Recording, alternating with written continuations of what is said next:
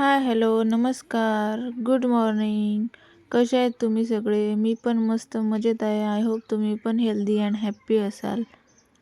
आमच्याकडे खूप जास्त थंडी आहे. आमचं गाव नदीच्या काठी असल्यामुळे खूपच थंडी आहे. त्याच्यामुळे आम्ही दररोज म्हणजे अशी शेकोटी करून बसत असतो आणि तिथेच मग कोळशाने दात घासत असतो. कोळसा काही कमी समजू नका तुम्ही.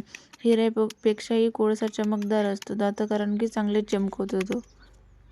असंच एकदा सकाळी सकाळी न्यूजपेपर वाचत होती, तर एका लेखकाने खूप छान सुंदर एक लेख लिहिला होता कोळशाबद्दल. तर हिरा म्हणजेच दबाव सहन करणारा कोळसाच असतो. तो कोळसा जो निरंतर अथक अढळ दबाव सहन करतो आणि तो एक ना एक दिवस तरी आपण सर्वजण हिऱ्याच्या तेजाचं कौतुक करतो. कुठं दागिन्यामध्ये, मुकुटामध्ये चमचमणारा हिरा आपण पाहत असतो. पण हिरा उपजतच चमकत जन्माला येत नाही. तो कोळशाच्या एका साध्या सामान्य तुकड्यासारखा प्रवास सुरू करतो. कोळशाचं हिऱ्यात रूपांतर हे नशीब नाही तर दबाव आहे. वर्षानुवर्षे, दशक, अगदी शतक सहन केलेला अथक अढळ दबाव.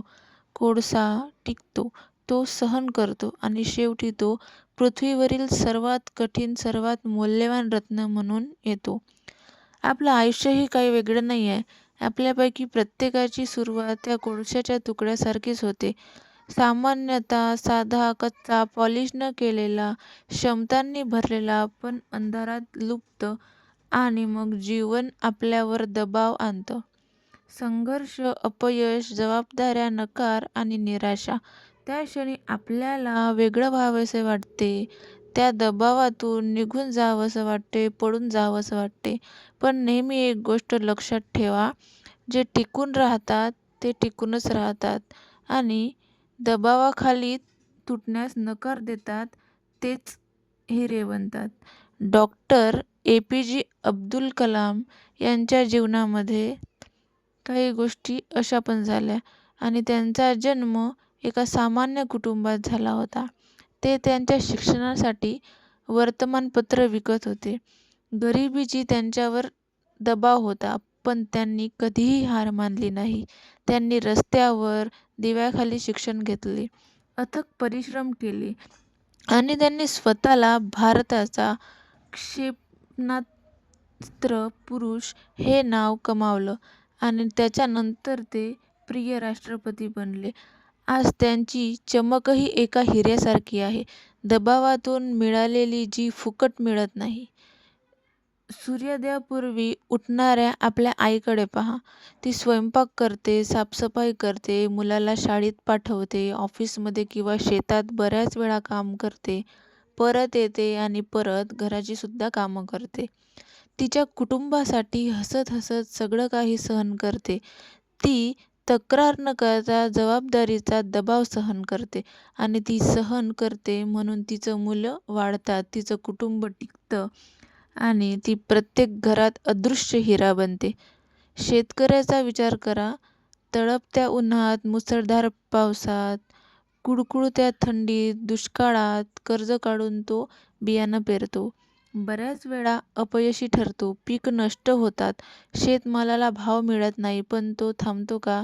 तो नाही थांबत. प्रत्येक हंगामात तो पुन्हा त्याच्या शेतात उभा राहतो, असा विश्वास ठेवतो की उद्या चांगलं होईल. तो शेतकरी एक हिरा आहे, जो दागिन्यांच्या दुकानात नाही तर देशाच्या मातीत चमकतो. कारखान्यातील कामगार तो दिवसातून 12 तास काम करतात, घाम गाळतात, हमाली करतात, वेदना सहन करतात, जेणेकरून त्यांची मुलं चांगल्या शाळेत शिकावीत, तो त्यांच्या कुटुंबाला सन्मानाने जगावं, म्हणून त्याचा आरामाचा तो त्याग करत असतो. तो फक्त कोळसा नाही, तो आगीत बनलेला. अपयशाला घाबरू नका, कारण अपयश हा शेवट नाही. तो दबाव तुम्हाला घडवत आहे. कष्टाला घाबरू नका, कारण कष्ट तुम्हाला आकार देत आहेत. नकाराला घाबरू नका, कारण नकार तुम्हाला तुमच्या खऱ्या मार्गावर घेऊन जात आहे. लक्षात ठेवा, हिरे आरामात बनवले जात नाहीत, ते दबावात बनवले जातात आणि महान माणसं देखील. दबाव तुमचा शत्रू नाही. दबाव हा तुमचा प्रशिक्षक आहे, दबाव हा तुमचा शिल्पकार आहे, दबाव हा तुमचा अदृश्य हात आहे, जो कोळशाला हिऱ्यात कोरतो. दबाव म्हणजे ब्रह्मांड कुजबुजत आहे. तू आज कोळसा आहेस, पण मी तुला हिऱ्याचा आकार देत आहे. म्हणून तुमच्या संघर्षाला आलिंगन द्या, तुम्हाला आव्हानांना तोंड द्या. एक दिवस जेव्हा तुम्ही तेजस्वीपणे चमकाल, तेव्हा जग तुमच्या तेजाचं कौतुक करेल. परंतु हा हिरा बनण्यासाठी किती दबाव आला हे फक्त तुम्हालाच माहीत असते. तर आज काय झालं होतं, माझी ताई येणार होती माझ्या घरी आणि तिची छोटी मुलगी पण येणार होती. तर ते दोघी पण येऊन मी त्यांच्यासाठी स्वयंपाक वगैरे बनवला होता. त्याच्यानंतर आम्ही जेवण वगैरे केलं. त्याच्यानंतर गेलो आम्ही शेतामध्ये. तसंही आजकाल लहान मुलं खूप जास्त ॲक्टिव्ह असतात. आणि माझ्या बहिणीने तिची गाडी आणली होती, पण तिने रोडवरच ठेवली, कारण हा आमच्या वावरापर्यंतचा रस्ता खूप जास्त एवढा तर नाही, पण थोडा खराब असल्यामुळे गाडी चालवायला थोडंसं भारी जाते. म्हणून मग तिने तिकडेच ठेवली होती. त्याच्यानंतर तिच्या मुलीला अर्धा रस्ता झाला नाही तर खूपच जास्त तहान लागली होती. मुलांचं पण खूप जास्त अवघड असते. पण माझ्या मते लहान मुलांना कधी कधी त्यांचे हट्टही पुरवावे लागतात.